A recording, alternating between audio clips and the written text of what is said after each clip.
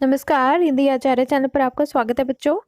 इस वीडियो में मैं आज निपट निरंजन जी की रचनाएं लेकर आई हूँ। उनके कुछ कवित्त हैं जिनमें उन्होंने अध्यात्म और इस संसार की नश्वरता की ओर इशारा किया है। तो चलिए एक एक करके उनको पढ़ते हैं। बच्चों, इस कवित्त में निपट निरंजन जी कहते हैं कि वो अपने आप को समझाते हुए कहते हैं कि उस समय को याद कर, उस समय को याद कर कि जब तू उल्टा लटका हुआ था माँ के गर्भ में। अब क्योंकि बच्चों देखो, हम भारत के अध्यात्म में जन्म और मरण को बहुत ही दुखद स्थिति माना जाता है। तो एक व्यक्ति जब संसारिकता में आ जाता है तब वह भूल जाता है कि उसका कभी जन्म भी हुआ था और कितना कठिन समय उसने व्यतीत किया है जन्म लेने के लिए। और इसी तरह से क्योंकि हमारे भारत के अध्यात्म में 84 लाख जन्म माने जाते हैं, तो एक जीव को मृत्यु का भी अनुभव रहता है क्योंकि वह पिछले मृत्यु के बाद ही नए जन्म में आया है, ऐसा माना जाता है। तो अब यहाँ पर निपट निरंजन जी कहते हैं कि जब तू इस नश्वर शरीर में आया था तो उस दिन को याद कर कि कितना कठिन समय तूने बिताया है माँ के गर्भ में। जन्म लेना भी दुख है, और यानी कि लोग मरण को दुख समझते हैं, जन्म को दुख नहीं समझते। तो यहाँ पर जन्म को भी और किस तरह से गर्भस्थ शिशु जो दुख झेलता है उसके बारे में वो बात कर रहे हैं। तो निपट निरंजन जी कहते हैं कि शीश नीचे पग ऊंचे फंसा था गर्भगांठी में, कि तेरे पैर तो थे ऊपर और तेरा जो सिर था वह था नीचे और तू फंसा हुआ था गर्भ की गांठ में। और आया रोता पीता था दूध, सोता था पाठी में। जब तू तेरा जन्म हो गया इस दुनिया में, जब तू आ गया तब तू रोता था और दूध पीता था और रिंगन लगा आंगन में, खाने लगा बाटी में। और धीरे धीरे जब तू अपने घुटनों के बल पर जब रेंगने लगा और फिर आंगन में इधर उधर खाने लगा, फिर आया जवानी में फिरन लगा आटी में। फिर उसके बाद तू जवान हो गया और फिर तू इधर उधर घूमने फिरने लग गया। जब आया जरठपन कांपता है साठी में। अब जवान होने के बाद अगली अवस्था आएगी बुढ़ापे की अवस्था, और अब तू क्या कर रहा है, कांप रहा है। इस उम्र में 60 की उम्र में अब तू कांप रहा है। चित्त गया चाटी में और दिन गए खाटी में। तुमने अपना जो मन है वो खाने पीने में लगा कर रखा और अपने दिन जो हैं वो इसी तरह से तुमने खराब कर दिए। कहे निपट निरंजन सुनो गंवार मन, जन्म खोए दिया तैने यूं ही सारी माटी में। अब वो अपने गंवार मन को समझाते हुए कहते हैं, यहाँ पर गंवार का मतलब गांव का रहने वाला नहीं, यहाँ पर गंवार का अर्थ है कि ऐसे व्यक्ति जिसे कम अक्ल हो।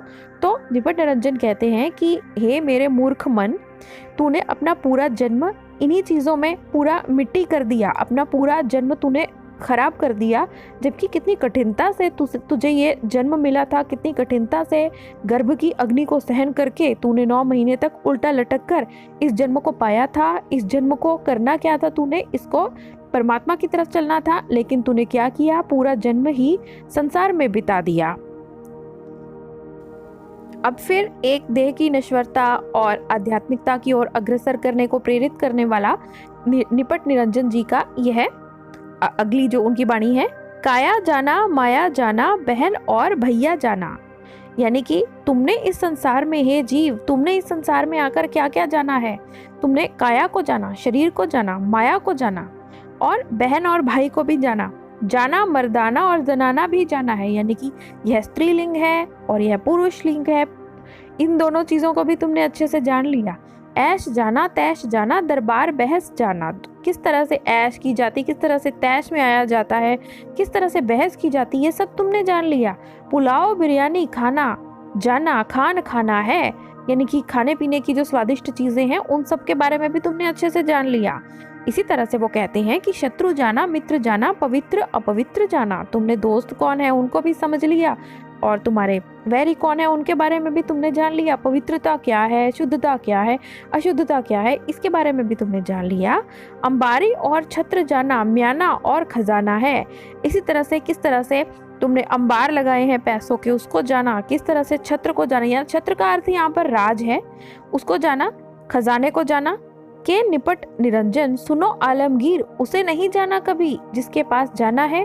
मतलब कि तुमने सब कुछ तो जान लिया, लेकिन तुमने कभी उसको तो जाना नहीं जिसके पास तुमने अंततः जाना है, यानी कि परमात्मा के बारे में तुमने कभी भी नहीं सोचा। इस दुनिया में तुम आए और इस दुनिया के ही रंग में रंग गए, इस दुनिया की ही चीज़ों के बारे में समझने लग गए, इस सांसारिकता में ही तुम इतने ज़्यादा फंस गए, लेकिन उसके बारे में तुमने सोचा ही नहीं जहाँ से तुम आए थे, और जिसके पास तुमने जाना है उसके बारे में तुमने सोचा ही नहीं। तो इस पद में भी, इस कवित्व में भी हम देखते हैं कि किस तरह से संसार की नश्वरता और परमात्मा की ओर अग्रसर करने की प्रेरणा दी गई है निपट निरंजन जी की इस वाणी में। चलिए आगे चलते हैं। निपट निरंजन जी कहते हैं कि वास्तविक राजा कौन है। वे कहते हैं, शहंशाह बने हो तो आह सुनो दिनन की, कि अगर तुम शहंशाह यानी कि राजाओं का राजा, यानी कि महाराजा, अगर तुम महाराजा बने हो तो दीनन की आह सुनो, यानी कि दुखियों की जो आह है उसको सुनो। बानी मर्दानी बचन जावे खाली है। तो जो वाणी है ना, वह भी एक तरह का मर्द है जिसका वचन कभी खाली नहीं जाता। दया के सागर आता, धर्म के बने दाता, प्रजा के पालक पिता, दुखियों के वाली हैं। कि वास्तव में जो राजा होता है वह दया का सागर होता है और धर्म का दाता उसको बनना चाहिए, प्रजा का पालक एक पिता की तरह उसको पालन करना चाहिए, और दुखियों का एक आश्रय होना चाहिए राजा को। दरिद्र, भिखारी, व्यभिचारी, अनाचारी, चोरी, इंसाफ करने में समतोल ख्याली है। जब भी एक भिखारी या गरीब या व्यभिचारी या गलत आचरण करने वाला या चोरी करने वाला, जब इंसाफ करना होता है तब उस समय पर एक समान समतोलना चाहिए। समतोल ख्याली का मतलब है कि व्यक्ति को जितना उसने गुनाह किया है उसके हिसाब से ही उसको सजा देनी चाहिए, यानी कि इंसाफ करना चाहिए। के निपट निरंजन सुनो आलमगीर, ये गुण राजा में ना हो तो वह लुच्चा, वह मवाली है। यानी कि अगर ये गुण नहीं है, यानी कि अगर ऐसा राजा जो कि अपनी प्रजा को पिता की तरह प्यार नहीं करता, अपने बच्चों की तरह उसको प्यार नहीं करता प्रजा को, और बिल्कुल सच्चा इंसाफ नहीं देता प्रजा को, तो वह राजा नहीं। ऐसे गुण जिस राजा में नहीं है तो वह तो एक मवाली है। अब अपनी जीव को समझाते हुए निपट निरंजन जी कहते हैं कि ये जिव्या ऐसी पापिनी सुधी न रखे अपनी। ये एक जीव जो है ये इस तरह की पाप करने वाली स्त्री है जो कि अपनी सुध नहीं रखती, जो अपना सोचती नहीं किसी चीज के बारे में। राम नाम लेने को थोड़ी अलसात है, कि जब भगवान का नाम लेना होता है ना तब तो जीव को आलस आ जाता है। खाने को है शटरस, कभी ना कहे बस बस। जब खाने के लिए स्वादिष्ट चीजें मिलती हैं तब जीभ कभी भी बस नहीं करती। जीभ तो चाहती है कि स्वादिष्ट चीजें उसको मिलती ही रहें। और छुटी मुठी चुगली को दौड़ी दौड़ी जात है, और जो चुगली करने के लिए जो जीभ है वो तो भाग भाग कर जाती है।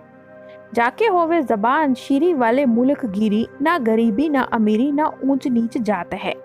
और कै निपट निरंजन सुनो आलमगीर, ये माटी के पुतले में जिब्या करामात है, कि जिसकी जुबान अच्छी होती है तब उसमें हम गरीबी और अमीरी की तरह नहीं देखते। कहने का अर्थ यह है कि मीठी जुबान वाले को तो हर एक व्यक्ति पसंद करता है।